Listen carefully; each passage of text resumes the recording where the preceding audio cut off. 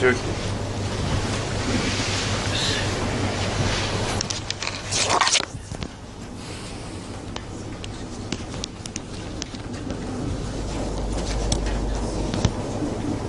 علیکم ورحمۃ اللہ. آیت 34 یہ کتنی تلاوت کر چکے ہیں ہم کل اس رکوع کے آخر تک؟ چند آیات ہی ہیں صرف، اب نہیں کافی ہیں. صرف اس رکوع کے شروع تک پہنچے تھے ہم. اس رکوع کی پہلی آیت کا ترجمہ ہو گیا تھا. میں سمجھ گیا. پھر ایک صرف آیت تلاوت کر کے باقی پھر اگلے رکوع کے بعد میں شروع کر دیں گے. اعوذ باللہ من الشیطان الرجیم بسم اللہ الرحمن الرحیم. قل انما حرم ربی الفواحش ما ظہر منها وما بطن والإثم والبغي بغير الحق وأن تشركوا بالله ما لم ينزل به سلطانا وأن تقولوا على الله ما لا تعلمون. تو کہہ دے کہ میرے رب نے تو محض فواحش کو حرام کیا ہے. انما کا مطلب ہوتا ہے صرف وہی چیز. کسی پر حصر کر دیا جائے تو اس کے لیے لفظ انما استعمال ہوتا ہے. تو میرے رب نے تو محض فواحش کو حرام کیا ہے جو ظاہر ہوں یا چھپی ہوں، والاسم اور گناہ کو، والبغی اور بغاوت کو، بغیر الحق بغیر حق. بغاوت جو ہے وہ بغیر حق کے بھی ہو سکتی ہے اور حق کے ساتھ بھی ہوتی ہے. یہ مضمون ہے جس کی وضاحت ضروری ہوگی. وَأَن تُشْرِكُوا بِاللَّهِ مَا لَمْ يُنَزِّلْ بِهِ سُلْطَانًا، اور یہ بھی فرمایا ہے، یہ بھی حرام کیا ہے کہ تم اللہ کا شرک کرو، ما لم ينزل بہ سلطانہ، جس کے حق میں اللہ نے قطعاً کوئی دلیل نازل نہیں فرمائی. وَأَن تَقُولُوا عَلَى اللَّهِ مَا لَا تَعْلَمُونَ، اور یہ بھی حرام کر دیا ہے کہ تم اللہ پر کوئی ایسی بات کہو جس کا تمہیں قطعی علم نہ ہو. یہ خلاصہ ہے حرمت کی فلسفے کا. ہر وہ چیز جو حرام ہو سکتی تھی ہوئی ہے، وہ ساری باتیں اس آیت میں اکٹھی کر دی گئی ہیں. پہلی ہے فواحش. فواحش میں جیسا کہ میں نے بیان کیا تھا، اہل لغت لکھتے ہیں کہ ہر وہ چیز جو انسانی فطرت میں بھی بری محسوس ہو، وہ اس کی ہر قسم فواحش میں آ جاتی ہے. اور قرآن کریم نے پہلی تفریق اس کی یہ کی ہے، ما ظہر منہا و ما بطن، جو ظاہر ہو یا جو باطن ہو. فواحش کی دو بڑی قسمیں ہیں. ایک وہ جو ایسی بیماریاں کی مثال رکھتی ہے جو وبائی بیماریاں بن کے پھیلتی ہیں، اور قرآن کریم میں کئی جگہ فحشاء کا یہی مضمون بیان ہوا ہے. ایسی عادتیں، ایسی بیماریاں، بے حیائیاں، اسی لیے اس کا ترجمہ بسا اوقات بے حیائی کیا گیا ہے. جب گناہ کی شرم اٹھتی ہے تو وہ فحشاء بن جاتی ہے. ما ظہر منہا کتاب ہے، باہر کودتی ہے اور لوگوں کو میں بھی شوق پیدا کرتی ہے. بس یہ وبائی گناہ فحشاء کی حد زد میں آتا ہے، کی تعریف میں آتا ہے، یعنی اس کے پہلے حصے میں ما ظہر منہا. وما بطنہ میں جو دل کے اندر برائیاں فحشاء پھوٹ رہی ہوتی ہیں اور وہی پھر آخر باہر نکلاتی ہیں. گناہ کی یہ فطرت ہے کہ پہلے چھپتا ہے اور رفتہ رفتہ پھر وہ بے حیا ہوتا ہے، اور جب بے حیا ہو جائے تو پھر عام بے حیائی کی تعلیم دینے لگتا ہے. تو قرآن کریم نے اس قسم کے گناہوں کو دو حصوں میں تقسیم کر کے ان کی ہر قسم، ذیلی قسم کو بھی اپنے دائرے میں لے لیا. والبغی بغیر الحق، اور بغاوت بغیر حق کے. اصل میں اٹھ کھڑے ہونے کو کہتے ہیں، کسی کے خلاف ایک جدوجہد کی جائے اور کسی اتھارٹی کا ماننے سے انکار کر دیا جائے۔ یہ بغیر حق بھی ہو سکتی ہے، حق کے ساتھ بھی ہو سکتی ہے، کیونکہ بعض دفعہ اللہ تعالیٰ اجازت دیتا ہے اور کہ تم ایسے موقع پر اٹھ کھڑے ہو۔ چنانچہ قرآن کریم میں ایسی اجازتوں کا ذکر ملتا ہے، اللہ تعالیٰ نے کہا ٹھیک ہے تم مقابلہ کرو۔ وہ مقابلہ جو ہے وہ حرام نہیں ہے، اس لیے کہ حکومت کے خلاف ہے، مگر وہ جو مقابلہ اللہ تعالیٰ حلال قرار دیتا ہے اس کی شرطیں بھی بیان کرتا ہے۔ حضرت صلی اللہ علیہ وآلہ وسلم کو جو مقابلے کی اجازت دی گئی ہے تو اس کا نام بغی نہیں رکھا جا سکتا، وہ جہاد ہے، اور بغی کے تابع کبھی بھی اس کا بیان نہیں آیا۔ میں اس لیے اس کی وضاحت کر رہا ہوں کہ اس کو آپ اس میں شمار نہ کر لیں۔ مگر حضرت سلیمان کے ملک میں بعض فرشتوں کو اللہ تعالیٰ نے کوئی تعلیم دی اور وہ اس وقت کے جو نظام تھا اس کے خلاف وہ لوگوں کو کھڑا کر رہے تھے۔ یہ وہ بغی بالحق ہے، اور اللہ تعالیٰ فرماتا ہے کہ جب تک خدا نے ان کو نہیں کہا اپنی طرف سے انہوں نے کوئی ایسی بات نہیں کہی، اور جو تحریک چلائی گئی ہے وہ الہی تصرف کے تابع اس کی واضح اجازت سے چلائی گئی ہے۔ بس بغی ہر صورت میں حرام ہے سوائے اس کے کہ خدا تعالیٰ کی طرف سے واضح اجازت ہو۔ جب ایک ملک میں ایک نظام مستحکم ہو جائے تو اس کے خلاف اس وجہ سے اٹھ کھڑے ہونا کہ قرآن کریم فرماتا ہے حق والی بغی کرو، ناحق نہ کرو، یہ قیاس مع الفارق ہے، اس کی ہرگز قرآن کریم میں کہیں کوئی اجازت نہیں۔ یہ اس لیے ضروری ہے کہ بہت سے لوگ بغاوت کا بہانہ اس آیت سے بھی نکال لیتے ہیں کہ اللہ تعالیٰ نے تو ناحق کی اجازت دی ہے، منع کیا ہے، حق والی بغاوت تمہاری، اگر تمہارا حق ہے تو اٹھ کھڑے ہو، تو اس طرح سے دنیا میں فساد پھیل جائے۔ جہاد اور اس بغی والی حق والی بغی میں ایک نمایاں فرق ہے۔ حضرت صلی اللہ علیہ وآلہ وسلم نے مکے میں رہنے والے مسلمانوں کو ان پر ہونے والے مظالم کے باوجود، اس کے بعد بھی کہ خدا نے دفاع کی اجازت دے دی تھی، مکے میں رہتے ہوئے اس نظام کے خلاف اٹھ کھڑے ہونے کی اجازت نہیں دی۔ اتنا واضح فیصلہ تھا اور اتنا مستقل فیصلہ تھا کہ صلح حدیبیہ کے وقت وہ جکڑے ہوئے قیدی آئے ہیں، ان کی آزادی کی بات ہو رہی تھی، اور مخالف فریق کے سربراہ نے کہا میں دستخط نہیں کروں گا اس پر اگر یہ غلام جو ہیں یہ تم نے یہاں رکھ لیے، ان کو آزاد کیا گیا۔ رسول اللہ صلی اللہ علیہ وسلم نے اسی طرح ان کو واپس کر دیا، اور ایک بھی حدیث ایسی نہیں جس سے پتہ چلے کہ رسول اللہ صلی اللہ علیہ وآلہ وسلم نے اذن جہاد کے بعد باوجود اس کے مدینے والے مسلمانوں کو مدینے میں رہتے ہوئے تلوار اٹھانے کی اجازت دی ہو۔ مکے میں رہتے ہوئے، ہاں ہجرت فرمایا ہجرت کر جاؤ، اور ہجرت کے بعد پھر جو ان سے لڑائی ہے وہ بغی نہیں کہلا سکتی، نہ جائز بغی نہ ناجائز بغی۔ چنانچہ بعض صحابہ نے وہاں سے نجات حاصل کر کے درمیان میں اڈے بنا لیے، مدینے جا کر پناہ نہیں لی بلکہ اپنا انتقام لیا ہے ان لوگوں سے، ان کے رستے روک دیے ہیں، اور یہ جائز تھا۔ اور یہ ہے جہاد کہ اس حکومت کے دائرے سے باہر چلے جاؤ، پھر اگر وہ تم لڑتے ہو تو تمہارا جائز حق ہے اور اجازت ہو چکی ہے۔ ایک صورت یہ بن سکتی ہے کہ کسی ملک سے نکلنے کی اجازت نہ ہو یا نکلنے نہ دیا جائے۔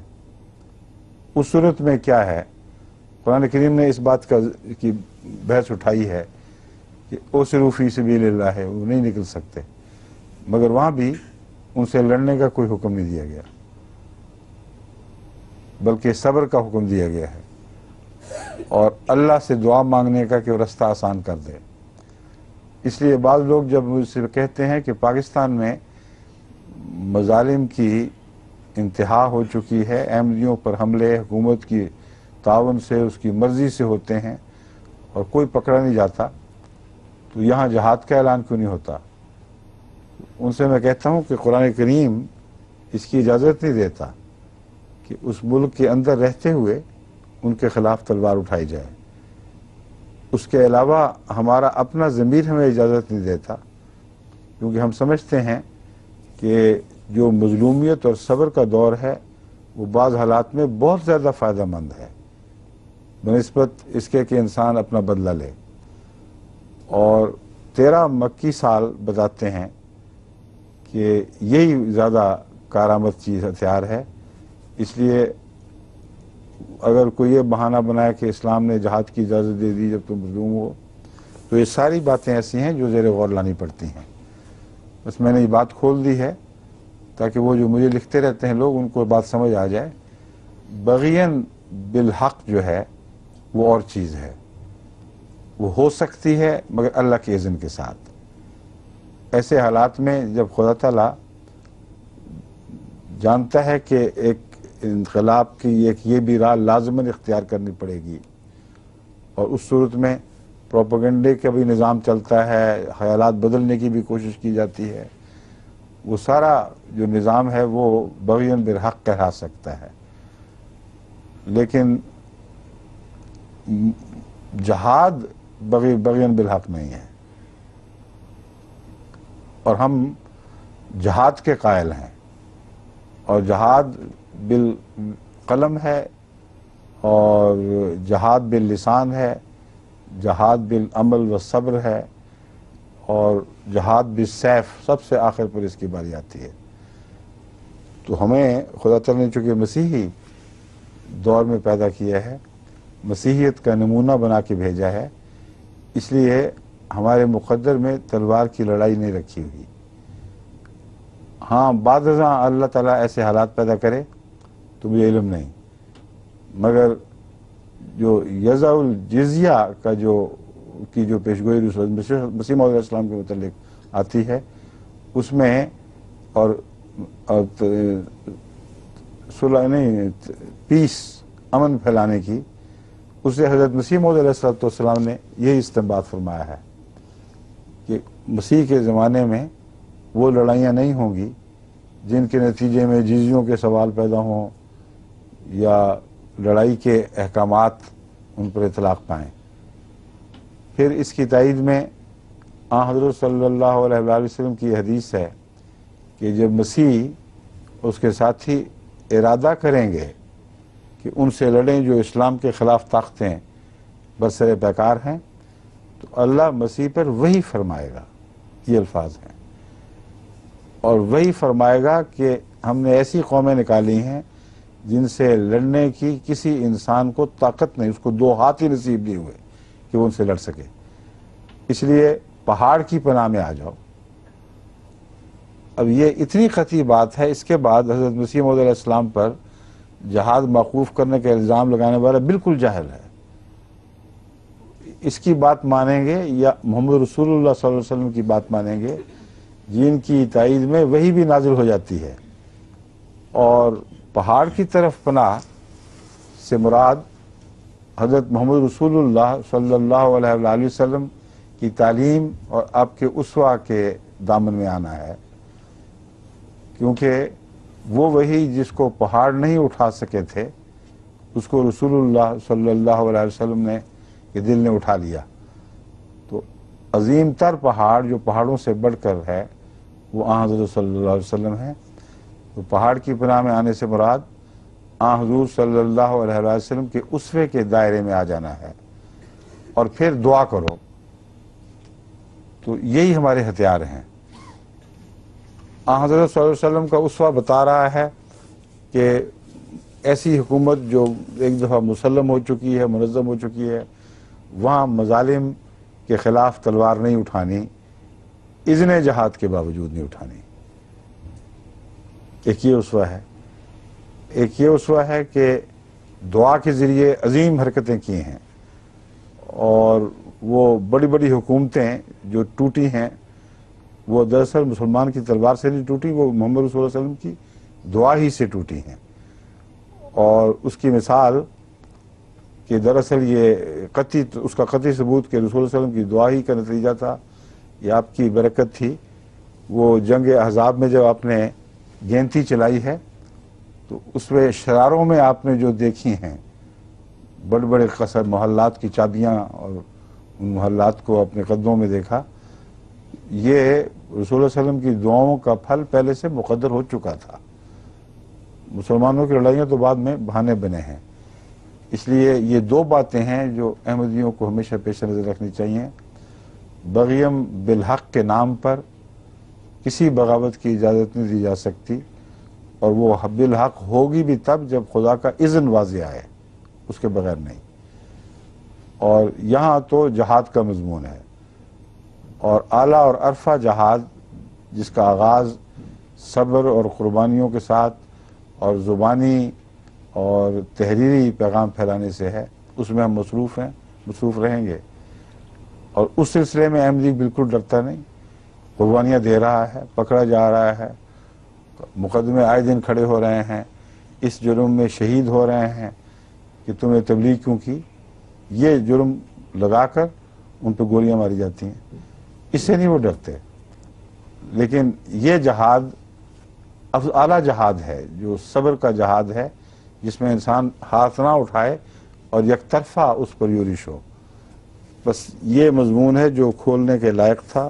اب میں آگے چلتا ہوں۔ حرم ربی الفواحش ما ظہر منہا وما بطن والاثم والبغی۔ اسم تو فرمان سے نتیجے میں پیدا ہوتا ہے، یعنی فرمان سے اس کا ایک تعلق ہے۔ فحشاء کا تعلق بھی فرمان سے ہے، مگر فحشاء کی وہ تعریف جو میں نے بیان کی ہے کہ عامت الناس، یعنی ساری بنی نوع انسان کی فطرت ان باتوں کو گناہ سمجھتی ہے حقیقت میں، اور غلط قرار دیتی ہے۔ قتل ہے، ظلم ہے کسی پر، کسی کا مال چھیننا ہے، چوری، ڈاکہ، اس قسم کے فسادات، یہ سارے فحشاء کی اس بڑی تعریف میں آ جائیں گے۔ اور دوسرے ایسے گناہ جو انسان کی جذبات سے تعلق رکھتے ہیں وہ بھی فحشاء میں آتے ہیں۔ اور فحشاء کے متعلق یہ خیال کر لینا کہ بغیر احکام کے چلتے ہیں، درست نہیں۔ فحشاء کے مضمون کے تعلق میں اللہ تعالیٰ کی طرف سے مناہی کے احکام نازل ہوتے ہیں، اور وہ عام فطرت انسانی کے تقاضوں کو پورا کرتے ہوئے احکام بنتے ہیں۔ جب احکام نازل ہوں اور احکام کی نافرمانی کی جائے تو وہ اسم بن جاتا ہے۔ گناہ کا معنی ہے نافرمانی۔ اس میں پھر یہ نہیں دیکھا جائے گا کہ فطرت کو اس کی بدی دکھائی دی یا نہیں دی، صرف امر الہی یا نہیں جو نازل ہو وہ انسان کو پابند کر دیتی ہے کہ امر کے تابع ہو، نہیں سے رک جائے۔ اور یہ بحث نہیں اٹھتی کہ اس میں فحشاء کی کیا بات تھی۔ بس اس پہلو سے جو لوگ کہتے ہیں سور کیوں حرام ہوا، فلاں بات کیوں منع ہوئی، فلاں بات کا کیوں حکم دیا گیا، اس کی تفصیلی بحث میں پڑھنے کی ضرورت نہیں، کیونکہ اللہ تعالیٰ کو اللہ صاحب امر ہے، اور صاحب امر کامل جو ہو اس کو منع کرنے کے بھی کبھی ذاتی حق ہوتا ہے، اس امر کے اندر ہی نہیں بھی آ جاتی ہے۔ اس پہلو سے اسم عام ہے، مگر اوامر شریعت کے ساتھ، اور اسم میں یہ بحث نہیں اٹھے گی، اسم میں یعنی گناہ میں، کہ اس میں کون سی فحشاء کی بات تھی۔ اس لیے چونکہ یا بنی آدم سے خطاب ہے، اس لیے فحشاء کا پہلا لفظ رکھا ہے جو عام ہے تمام بنی نوع انسان پر۔ پھر ہر بنی نوع انسان کے لیے خدا نے کوئی امر نازل کرنے والے، یعنی امر بیان کرنے والے الامر بھیجے تھے جن کو خدا کی طرف سے امر ملتا تھا اور وہ آگے بیان کرتے تھے، ان کا اسم اپنے اپنے دائرے میں اپنی شریعت کے تعلق میں ہوگا۔ پھر آگے فرماتا ہے وَأَن تُشْرِكُوا بِاللَّهِ مَا لَمْ يُنَزِّلْ بِهِ سُلْطَانًا، اس بات کو منع فرمایا ہے کہ اس کا شرک کرو جس کی کوئی دلیل کہیں کبھی بھی نہیں اتری۔ یہ ایک بہت ہی عظیم حقیقت ہے کہ تمام دنیا کے مذاہب کا آپ مطالعہ کریں، شرک اللہ کی طرف سے کسی کتاب میں منسوب نہیں ہوا۔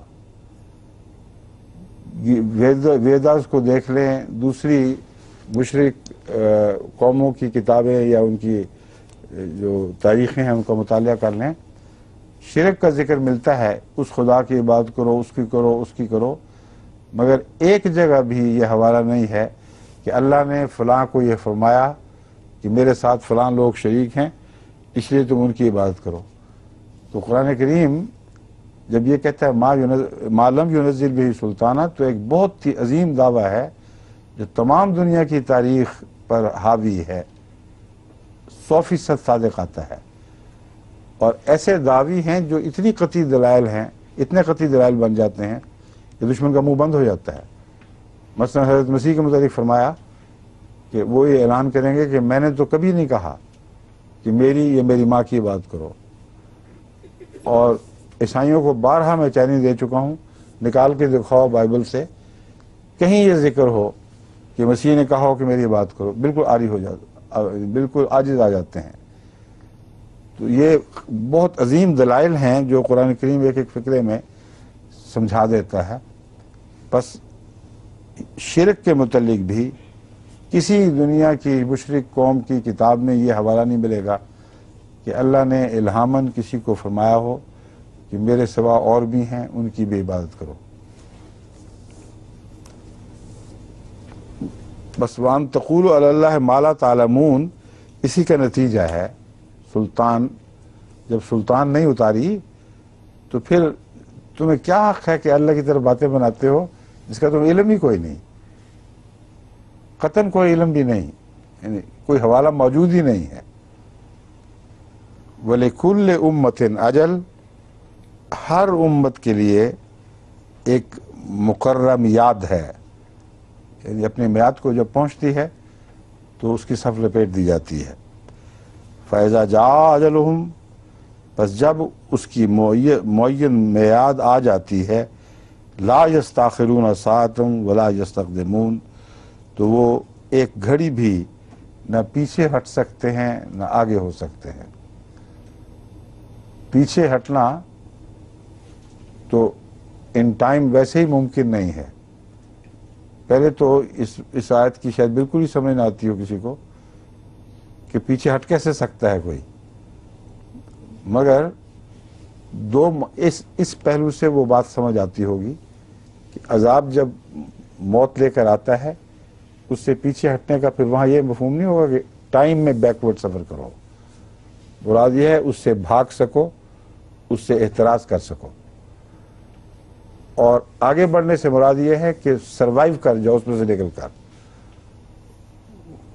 قضاء کی گھڑی آ گئی ہے، تم اس کا سینہ چیر کے آگے نکل جاؤ اور پھر بھی زندہ بچ رہو۔ تو یہ معنی بنتے ہیں اس زمانے کے لحاظ سے جہاں ٹائم میں پیچھے ہٹنے کا ویسے ہی کوئی سوال نہیں تھا۔ اب ایک زائد معنی یہ بھی سمجھ آتے ہیں، یہ جو لوگ باتیں کرتے ہیں کہ ٹائم مشین ہوگی اور ہم پیچھے چلے جائیں گے، بالکل جھوٹ ہے۔ کوئی سوال ہی نہیں پیدا ہوتا کہ کوئی ٹائم میں پیچھے جا سکے۔ ایک لمحہ بھی انسان وقت میں پیچھے سفر نہیں کر سکتا۔ یا بنی آدم اما یاتینکم رسل منکم یقصون علیکم آیاتی، اب یہ خطاب ہیں سارے حضرت صلی اللہ علیہ وسلم کی زبان سے اور تمام بنی آدم کو، اور مولوی کہتے ہیں کہ حضرت صلی اللہ علیہ وسلم کو جو خاتم النبیین بنایا گیا اس کا معنی یہ تھا کہ آئندہ کبھی کسی پہلو سے کسی شکل کا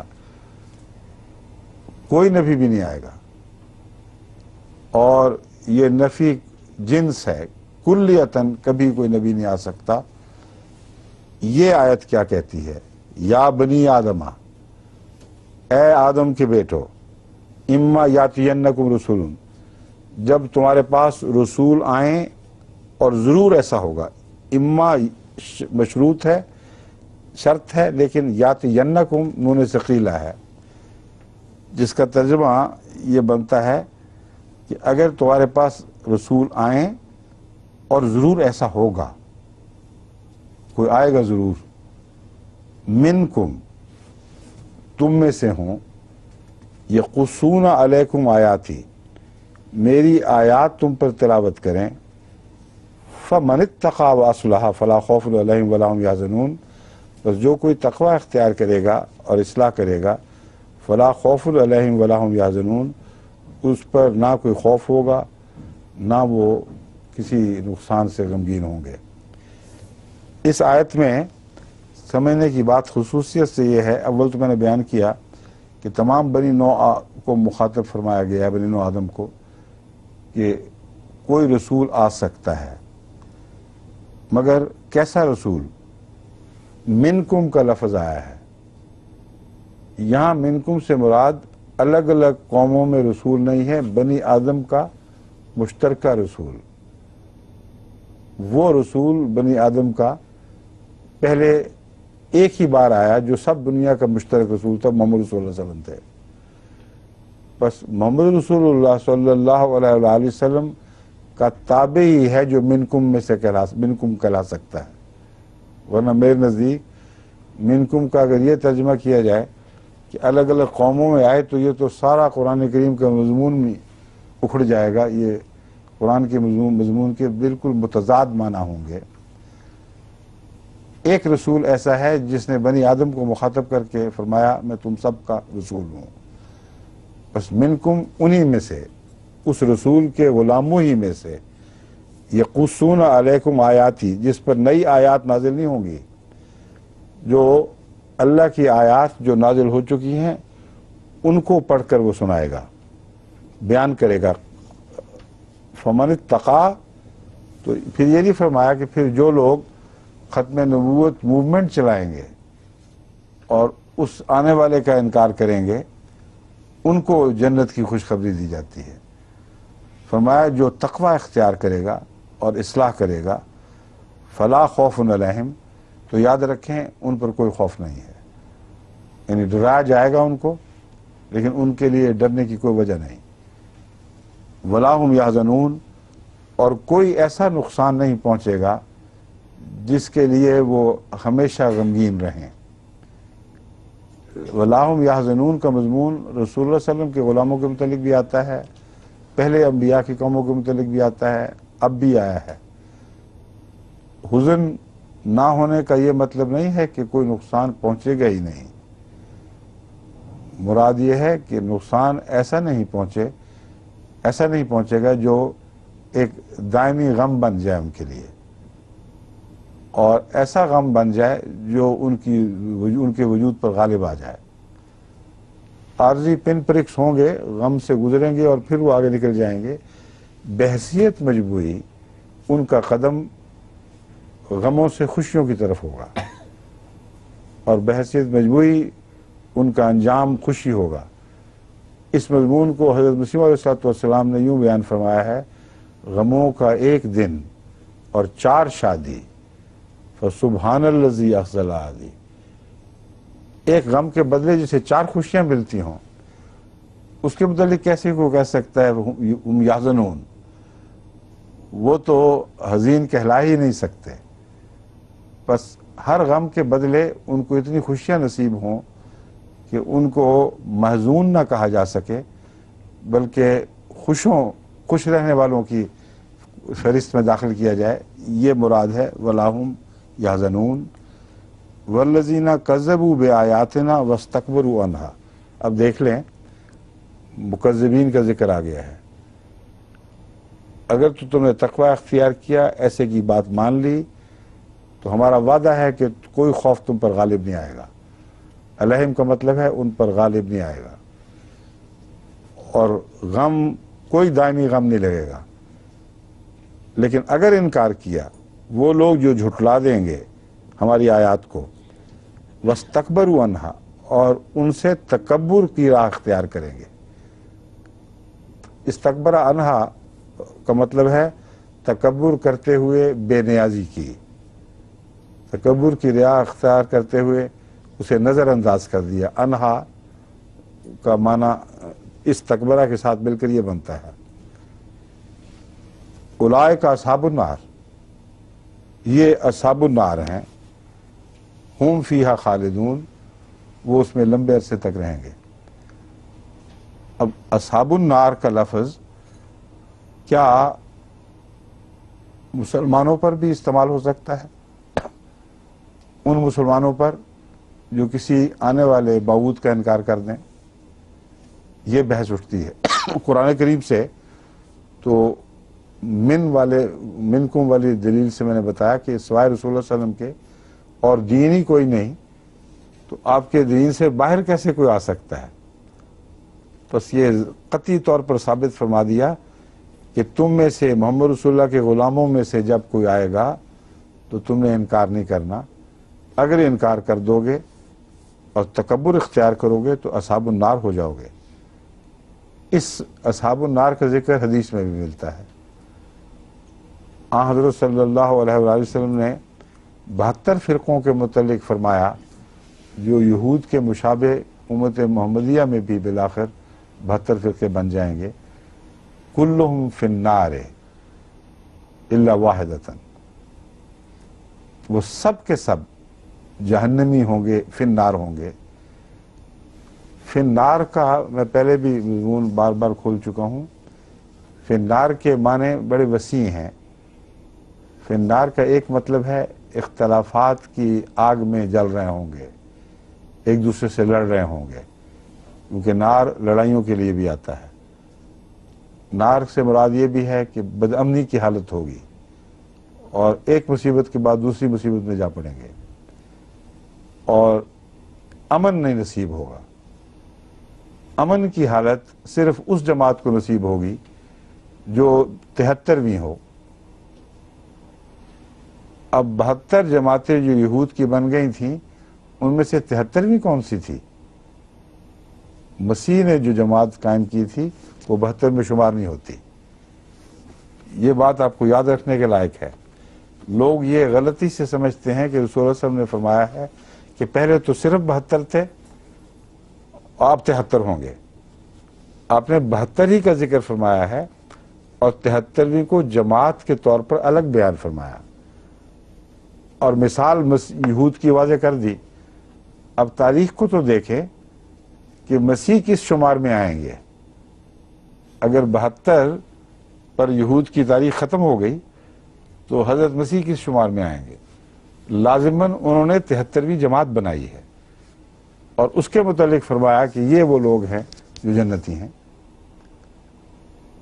تو بے نے ہی اسی طرح جب 72 کی پیشگوئی کی اور ایک مسیح کی بھی پیشگوئی کر دی تو وہ جماعت جو مسیح کی جماعت ہے اس کو خوشخبری دی ہے اور 72 کو اس امن سے کاٹ کے الگ کر دیا ہے۔ بس یہی مضمون ہے جو یہاں چل رہا ہے، اس سے تکبر سے کام لیا جائے گا۔ ہم فیہا خالدون، اور پھر وہی دلیل جو سورہ صف میں بیان کی گئی ہے، وَمَنْ أَظْلَمُ مِمَّنْ مظلم ممن وَمَنْ أَظْلَمُ مِمَّنِ افْتَرَىٰ عَلَى اللَّهِ كَذِبًا وَهُوَ يُدْعَىٰ إِلَى الْإِسْلَامِ۔ اس سے زیادہ ظالم پھر کون ہو سکتا ہے جس کو اسلام کی طرف بلایا جا رہا ہو پھر بھی اللہ پر افتراء کرنے پر قائم رہے، اس کو موقع دیا جا رہا ہو، کہا جا رہا آ جاؤ اسلام کی طرف، تو اگر وہ اظلم ہے تو اس سے سب سے زیادہ ذلیل سلوک ہونا چاہیے، لیکن وہ سلوک نہ ہونا بتاتا ہے کہ وہ اظلم نہیں ہے، تم اظلم ہو جس نے اس کو جھوٹا قرار دے دیا۔ یہ دلیل ہے جو حضرت مسیح نے اپنی آمد ثانی کے تعلق میں بیان فرما دی ہے، قرآن نے اس کو گویا نوٹ کیا ہے۔ یعنی جب آیا ان کے پاس کھلے کھلے نشان لے کر، انہوں نے انکار کر دیا۔ فلما جاءہم بالبینات قالوا ھذا सिहर मुबीन, ये तो खुला खुला झूठ, खुला खुला जादू है।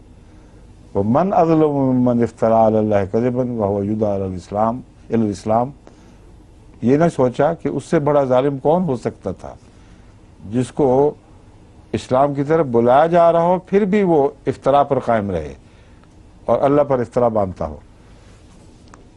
इस ताल्लुक में यही बात बयान फरमा दी है। आपस के रिश्ते हैं मजमूनों के, एक जगह जो आयात आती हैं वो दूसरी जगह की आयात की तायीद करती हैं और उसी मजमून को तक़वियत देती हैं। यहाँ फरमाया तुम्हारे पास ज़रूर आएंगे, और आने के बाद झूठे का जिक्र किया है। दरअसल ये झूठे का जिक्र नहीं है, तर्ज बयान वही है। मुराद ये है कि अगर तुम उसे झूठा समझकर उससे तकब्बुर करोगे तो ये याद रख लेना कि ऐसा झूठा फिर सबसे ज़्यादा जालिम है।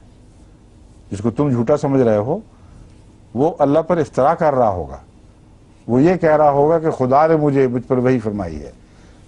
ऐसे शख्स का अंजाम तो बहुत ही गंदा होना चाहिए, मगर अगर जब ऐसा अंजाम तुम नहीं देखोगे तो ये इत्तिहाम तुम पर पड़ेगा, तुम झूठे साबित हो जाओगे। ये दलील है वही सूरह सफ वाली जो यहाँ फिर दोहराई गई, फमन अज़लमु मिम्मन इफ्तरा अलल्लाह कज़िबन औ कज़्ज़ब बिआयातिह। सिर्फ वही झूठा जालिम नहीं है जो अल्लाह पर झूठ बांध दे। याद रखो जो उसकी आयात की तकज़ीब करे वो भी बड़ा जालिम है। अब अल्लाह का सलूक बताएगा कौन इनमें से सच्चा था कौन जालिम था।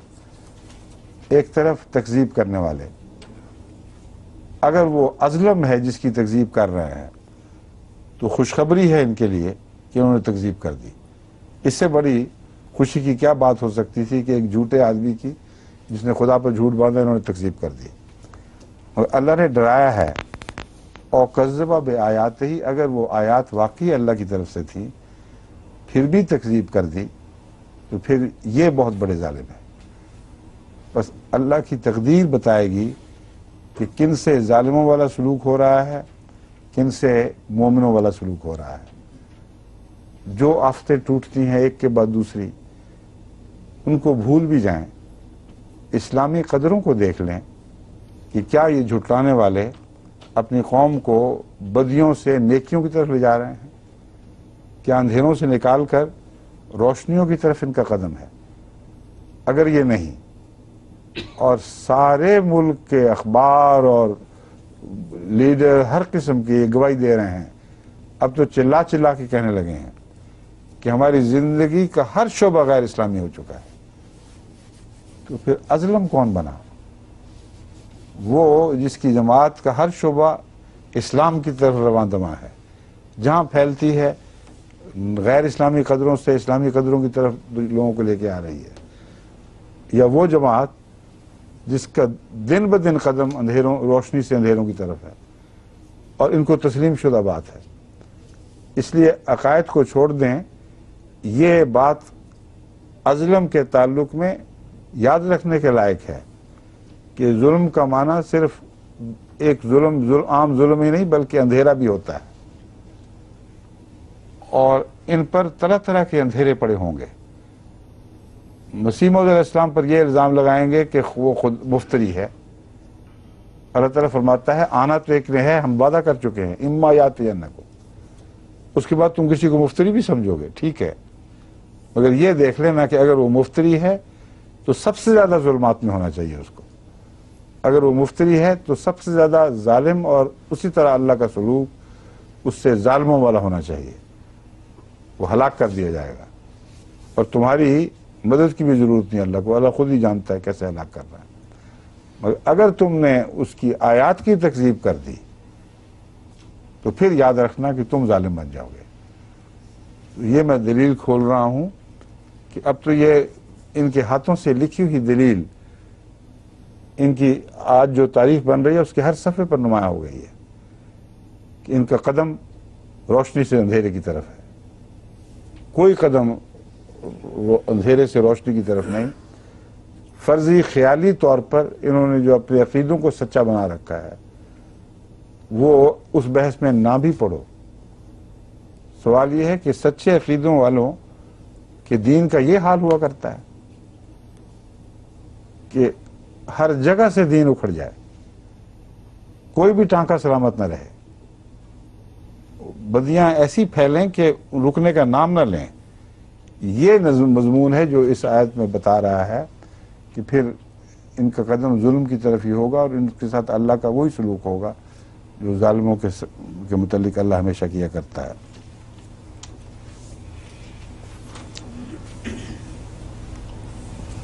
اولئک ینالہم نصیبہم من الکتاب،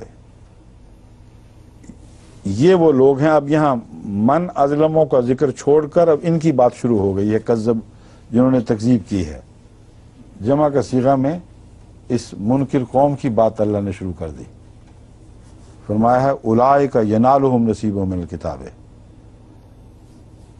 وہ یقیناً جو ان کے مقدر میں لکھا جا چکا ہے، نصیبہم من الکتاب سے مراد ہے لکھا ہوا جو ان کے مقدر میں ہے، وہ ضرور ان کو پہنچے گا، اس سے یہ بچ کے نکل نہیں سکتے، اس کو ٹال نہیں سکتے۔ حتی اذا جاءتہم رسلنا یتوفونہم، یہاں تک کہ جب ہمارے رسول ان تک موت کا پیغام لے کر آئیں گے، ان کی روح قبض کرنے کے لیے آئیں گے، قالوا این ما کنتم تدعون من دون اللہ، وہ کہیں گے تم کہاں خدا کے سوا دوسروں کو پکارتے رہے۔ قالوا، وہ کہاں ہیں جن کو تم خدا کے سوا پکارتے رہے ہو کہ وہ تمہاری مدد کریں گے، کوئی تمہاری مدد کو نہیں آ جائے گا۔ قالوا ضلوا عنا وشہدوا علی انفسہم انہم کانوا کافرین، وہ گواہی دیں گے کہ وہ ہم سے جاتے رہے سب، کوئی مصنوعی مددگار ہمارے کام نہیں آیا، اور وہ اپنے نفسوں کے خلاف گواہی دیں گے۔ اس سے مراد ایک تو ظاہری گواہی بھی ہے، بعض دفعہ یہ بھی ہوتا ہے کہ ایسے معاندین جو حق کی مخالفت کرتے ہیں مرتے وقت حسرت سے اپنی ناکامی کا اقرار کر جاتے ہیں، جیسا عطاء اللہ شاہ بخاری نے کیا تھا۔ مولوی غلام علی صاحب سیف جب ان کو ملنے گئے قیادت کے لیے، ان کے ساتھ اور بھی جامعہ کے طلباء تھے، انہوں نے حال پوچھا کہ بخاری صاحب کیا حال ہے؟ انہوں نے کہا حال کیا ہونا ہے، دیکھو فالح زدہ بیچارے پڑے ہوئے تھے، مگر انہوں نے کہا حال کیا ہونا ہے، جو اعتراف ہے وہ یہ ہے، زبان پکڑی نکال کے ہاتھ سے انگلیوں سے، جب تک یہ کتیا بھونکتی رہی میں قوم میں معزز رہا، میری قدر رہی، جب اس نے بھونکنا بند کر دیا مجھے انہوں نے چھوڑ دیا۔ اس سے زیادہ حسرتناک الفاظ میں کوئی اقرار ہو سکتا ہے مرتے وقت؟ یہ اللہ تعالیٰ فرماتا ہے اپنے خلاف وہ گواہی دیں گے، اور بعض دفعہ گواہیاں سنی نہیں جائیں گی، مگر اس موت کے نرغے میں آ کر فرشتوں کا جو کلام ہے، چاہے کوئی دوسرا سنے یا نہ سنے، اس وقت ان کی روحیں یہ پکار رہی ہوں گی کہ ہاں ہم ناکام مرتے ہیں، ہم ظالم تھے۔ بس ایسی گواہیاں بھی بہت ملتی ہیں احمدیت کی تاریخ میں کہ مرتے وقت ان لوگوں نے اپنے خلاف گواہیاں دے دیں کہ ہم ناکام مرے جاتے ہیں۔ بس اللہ تعالیٰ فرماتا ہے شہدوا علی انفسہم انہم کانوا کافرین، ان کے نفس ان پر گواہ ہو جائیں گے، ان کے خلاف گواہی دیں گے کہ وہ کافر تھے۔ قال ادخلوا فی امم قد خلت من قبلکم من الجن والانس فی النار، اب یہ نار دوسری نار بن گئی ہے، پہلے دنیا کی ایک جہنم تھی، اب فرماتا ہے بس داخل ہو جاؤ فی امم، ان قوموں میں، قد خلت من قبلکم من الجن والانس، جو تم سے پہلے جن و انس میں سے گزر چکی ہیں، فی النار، جو فی النار ہیں، جو آگ میں ہیں۔ قال ادخلوا فی امم قد خلت من قبلکم من الجن والانس سے یہ فی النار کا ادخلوا سے تعلق ہے اصل میں۔ اس نے کہا داخل ہو جاؤ اس آگ میں، مگر کن کے ساتھ؟ فی امم، ان قوموں کے زمرے میں شمار ہوتے ہوئے۔ فی امم کا مطلب ہے ان قوموں کے زمرے میں شمار ہوتے ہوئے، ان امتوں کے زمرے میں شمار ہوتے ہوئے جو تم سے پہلے تمہاری جیسی تھیں۔ کلما دخلت امت لعنت اختہا، جب کوئی قوم اس میں داخل ہوگی وہ اپنی ساتھنوں کو پر لعنتیں ڈالے گی. حتی اذا دارکوا فیہا جمیعا، یہاں تک کہ جب سب اس میں جمع ہو جائیں گے. قالت اخراہم لاولاہم، ان میں سے بعد میں آنے والے پہلوں سے کہیں گے ربنا ہؤلاء اضلونا، اے ہمارے رب یہ وہ لوگ ہیں جنہوں نے ہمیں گمراہ کیا تھا. فآتہم عذابا ضعفا من النار، پس ان کو دگنا عذاب دے آگ میں سے. اب یہاں سے ان کی فطرت کا بھی پتہ چل جاتا ہے، یعنی فطرت گندی ہے، ان کو اپنے ساتھیوں سے کوئی تعلق نہیں. قلوبہم شتیٰ، بجائے اس کے کہ رحم آئے ان پر کہ اے خدا ہمیں بھی بخش دے ان کو بھی بخش دے، دونوں بڑے گناہ گار تھے. ان کو جو ہے نا سیڈزم، اس کے بیمار ہیں. ان کو مزہ اس بات میں آتا ہے کہ کسی کو دکھ پہنچے اور تکلیف پہنچے. اپنی آگ تو ٹھنڈی نہیں کرا سکتے، کہتے ہیں اس کا تو مزہ آ جائے نا کہ یہ ہم سے زیادہ جلیں. اس لیے چونکہ یہ پہلے آئے تھے ہمارے ذمہ دار تھے، ان کو دوہرا عذاب دے. قال لکل ضعف ولکن لا تعلمون، کہ تمہیں کیا پتا کہ ہر ایک کا عذاب بہت زیادہ ہے، دگنا تگنا ہو رہا ہے. جو محسوس کرتا ہے اسی کو پتہ چلتا ہے. تو تمہارا بھی ضعف ہے، ان کا بھی ضعف ہے. ولکن لا تعلمون، لیکن تمہیں ایک دوسرے کی خبر نہیں کہ وہ کیا محسوس کر رہا ہے. وقالت اولاہم لاخراہم، جو پہلے تھے ان سے وہ ان کو جواب بھی دیں گے پھر. فما کان لکم علینا من فضل، بس دیکھ لیا تمہیں ہم پر کوئی فضیلت نہیں ہے، ہماری پیروی کی تم ذمہ دار ہو، اور پیروی کر کے جہنم خرید لی ہے. اس لیے یہ نہیں تم کہہ سکتے کہ ہم ذمہ دار ہیں تم نہیں ہو. پھر فرماتا من فضل، تمہیں ہم پر کوئی فضیلت نہیں ملی، اللہ نے تمہارے دعوے کا انکار کر دیا. فذوقوا العذاب بما کنتم تکسبون، بس تم عذاب کو چکھو اس لیے کہ تم نے بدعمالیاں کی تھیں. یعنی محض بھولے پن میں بات ماننے کا عذاب نہیں ہے، بلکہ بد کردار قوم بن گئے تھے. اس تمہاری ذمہ داری پہلوں پر اس میں پہلوں پر کیسے تھوپی جا سکتی ہے؟ جو کسی کے پیچھے لگ کر بدعمالیاں کرتا ہے اس کا وہ بہرحال خود جواب دہ ہے اور اس کی سزا اسی کو ملے گی. ان الذین کذبوا بآیاتنا واستکبروا عنہا، وہ لوگ جنہوں نے ہماری آیات کا انکار کیا، واستکبروا عنہا، اور ان سے تکبر کرتے ہوئے منہ پھیر لیا. لا تفتح لهم ابواب السماء، ان پر آسمان کے دروازے نہیں کھولے جائیں گے. ولا يدخلون الجنت، اور وہ جنت میں داخل نہیں ہوں گے. حتی یلج الجمل فی سم الخیاط، یہاں تک کہ اونٹ سوئی کے ناکے میں داخل ہو جائے. وَكَذَلِكَ نَجْزِي الْمُجْرِمِينَ، اور اسی طرح ہم مجرموں کو جزا دیا کرتے ہیں. ہاں میں بھی کرتا ہوں، اتنی تو کر دی تھی نا، بغیر رہا کے تلاوت تو کر دی تھی. یہ حصہ اس کے ساتھ تعلق رکھتا ہے، اسی لیے میں یہ سنا دوں، باقی پھر تلاوت بعد میں کر لیں گے. اس کے مان بعد استکبار کرنے والوں کے لیے یہ بتایا گیا کہ ان کے لیے آسمان کے دروازے نہیں کھولے جائیں گے، وہ جنت میں داخل نہیں ہوں گے یہاں تک کہ اونٹ سوئی کے ناکے میں داخل ہو جائے. کیا مطلب ہے اس کا؟ اونٹ داخل ہو سکتا ہے سوئی کے ناکے میں؟ پھر کیا ناممکن بات نہیں، ناممکن بات تو حضرت مسیح نے کہی تھی. ایک اور دلچسپ بات یہ ہے کہ یہ مضمون مسیحی واقعات کو خود بخود یاد کرا رہا ہے ساتھ ساتھ. ان لوگوں جن کی طرف وہ آئے اور پھر ان سے جو انہوں نے سلوک کیا، حضرت مسیح نے پیشگوئی جو کی تھی جب اس کے مطابق آئے تو قرآن کہتا ہے کہ ان سے کہا گیا کہ مسلمان ہو جاؤ. اگر وہ جھوٹا تھا اور خدا پر افترا کر رہا تھا تو تو اس سے پھر زیادہ ظالم کون ہو سکتا ہے؟ یہاں بھی من ازلم کا ذکر فرما دیا۔ اب سوال یہ ہے کہ مشابہتیں کیوں مل رہی ہیں آخر؟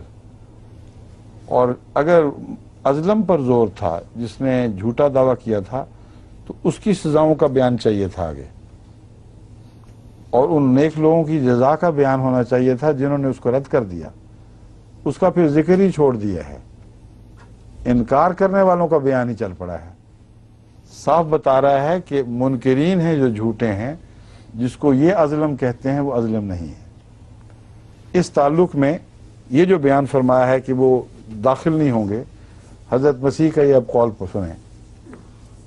بین ہی اسی مضمون کا ایک قول ملتا ہے جو قرآنی بیان سے کے مقابل پہ ناقص ہے، لیکن جب محمد رسول اللہ علیہ وسلم کی امت پر میں جو کلام الہی نازل ہوا ہے رسول اللہ صلی اللہ علیہ وسلم پر، وہ محفوظ بھی ہے اور زیادہ شان کا بھی ہے۔ اس لیے حضرت مسیح کے کلام میں معلوم ہوتا ہے سننے والوں نے کچھ اپنی یادداشت کی کمزوری کی وجہ سے، یا پوری ان کی بات نہیں سمجھے، یا اپنے نفس کے خیال سے غلط لفظوں میں بیان کر دی۔ میں سمجھتا ہوں جو قرآن نے فرمایا ہے وہی مسیح نے فرمایا ہوگا، کیونکہ اس کی بات نہیں بنتی، ورنہ جو مسیح کا کلام ہے اس میں معنی نہیں پڑتے۔ پھر مسیح کہتے ہیں، اور یسوع نے اپنے شاگردوں سے کہا، میں تم سے سچ کہتا ہوں کہ دولت مند کا آسمان کی بادشاہی میں داخل ہونا مشکل ہے۔ دولت مند کا آسمان کی بادشاہی میں داخل ہونا مشکل ہے۔ جتنے امیر ہیں وہ سارے مارے گئے، اور دولت مند کا ذکر کیا ہے، متکبر کا نہیں، اور جو مثال دی ہے وہ متکبر پر صادق آنی چاہیے، نہ کہ دولت مند پر۔ اور پھر تم سے کہتا ہوں کہ اونٹ کا سوئی کے ناکے میں سے نکل جانا اس سے آسان ہے کہ دولت مند خدا کی بادشاہی میں داخل ہو۔ قرآن کریم کی جو مثال ہے اس کو دیکھ لیں۔ قرآن کریم فرماتا ہے وَاسْتَكْبَرُوا عَنْهَا لَا تُفَتَّحُ لَهُمْ، وہ لوگ جو میری آیات کا انکار کریں گے اور تکبر سے کام لیں گے، لا تفتح لهم ابواب السماء، ان پر آسمان کے دروازے نہیں کھولے جائیں گے، ولا يدخلون الجنت، اور وہ جنت میں داخل نہیں ہوں گے، حتی یلج الجمل فی سم الخیاط، یہاں تک کہ اونٹ سوئی کے ناکے میں سے گزر جائے۔ مسیح نے جب یہ کہا کہ اونٹ کا سوئی کے ناکے میں سے گزرنا زیادہ آسان ہے، اس میں اور حتی یلج والی بات میں ایک فرق ہے۔ اس میں ایک ایسا دعویٰ ہے جو مبالغہ آمیزی نظر آتا ہے، بالکل واضح۔ اونٹ کا سوئی کے ناکے میں سے نکلنا ناممکن ہے، کسی اور چیز کے مقابلے پر آسان بہرحال نہیں ہے۔ ہاں موازنہ پیدا کرتا ہے بس ایک، جیسے یہ کہہ دیا جائے کہ پہاڑ تو نہیں نکل سکتا، اونٹ نکل سکتا ہے مقابلتاً، حالانکہ دونوں ناممکن ہیں۔ مگر فیصلہ کن ہے کہ ناممکن ہے، یہ لوگ کبھی بھی بخشے نہیں جائیں گے، کسی صورت بھی جنت میں داخل نہیں ہوں۔ شاگردوں نے یہی نتیجہ نکالا، یہ سن کر بہت حیران ہوئے اور کہنے لگے پھر کون نجات پا سکتا ہے؟ پھر تو سارے جہنمی ہوئے۔ یسوع نے ان کی طرف دیکھ کر کہا یہ آدمیوں سے تو نہیں ہو سکتا، یعنی کوئی انسان بھی نجات نہیں پا سکتا، لیکن خدا سے سب کچھ ہو سکتا ہے۔ بس پہلی بات کی ایک قسم کی تردید بھی ہوگی۔ قرآن کریم نے جو مضمون بیان فرمایا ہے، میں سمجھتا ہوں وہاں بھی خدا تعالیٰ نے یہی مضمون مسیح کو سمجھایا ہوگا، اور روایت کرنے والوں سے غلطی ہو گئی ہے۔ قرآن کریم میں ایک بہت گہری منطق ہے۔ حتی یلج الجمل فی سم الخیاط کا مطلب یہ ہے یہاں تک کہ تکبر کا اونٹ گھلتے گھلتے اتنا عاجز اور بے حقیقت ہو جائے کہ وہ پھر سوئی کے ناکے سے گزر سکے، جب تک تمہارے تکبر اتنے نہیں ٹوٹتے کہ تم انکسار کی راہیں اختیار کر کے اپنے آپ کو بالکل کالعدم قرار نہ دے دو، اس وقت تک تم جنت میں داخل نہیں ہو سکتے۔ اس لیے سب کے لیے دروازہ کھول دیا ہے، بجائے مایوسی کے پیغام کے ایک عظیم امیدوں کا اور آرزوؤں کا پیغام ہے، ایک یقینی قطعی رستہ دکھایا گیا ہے۔ حضرت مسیح موعود علیہ السلام فرماتے ہیں بدتر بنو ہر ایک سے اپنے خیال میں، شاید اسی سے دخل ہو دارالوصال میں۔ اور بھی اور مضامین ہیں آپ کے اشعار میں کہ چھوٹے ہوگے تو جاؤ گے۔ اب دولت مند کی بحث نہیں ہے، تکبر کی بحث ہے، انکار کی اور تکبر کی۔ متکبر جنت میں داخل نہیں ہوگا، لیکن متکبر بعض بار ٹوٹ جاتا ہے، ریزہ ریزہ ہو جاتا ہے، پھر وہ ضرور داخل ہو سکتا ہے جنت میں۔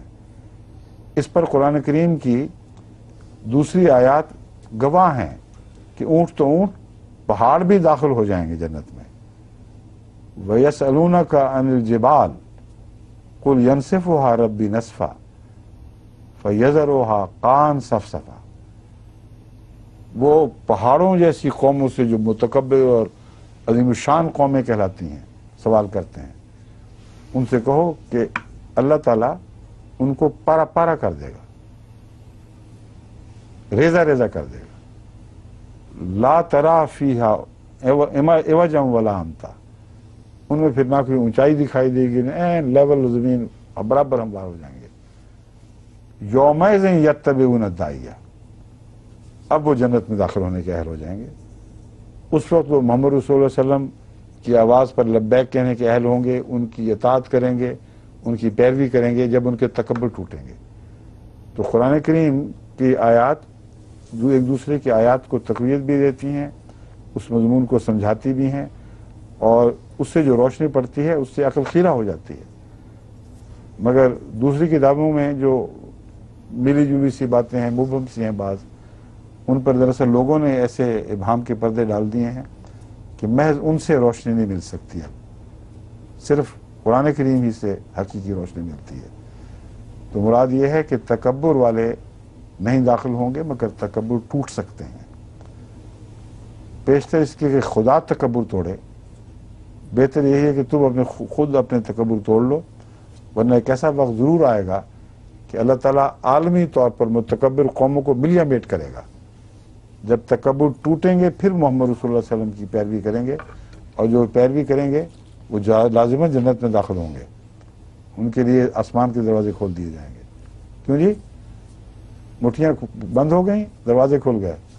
السلام علیکم، خدا حافظ۔ ان کی دو مٹھیاں جب بند ہونا مطلب ہے کہ اب دروازے بند ہیں، مگر ایسے وقت میں آپ نے بند کی جب جنت کے دروازے کھل چکے تھے۔ شکریہ۔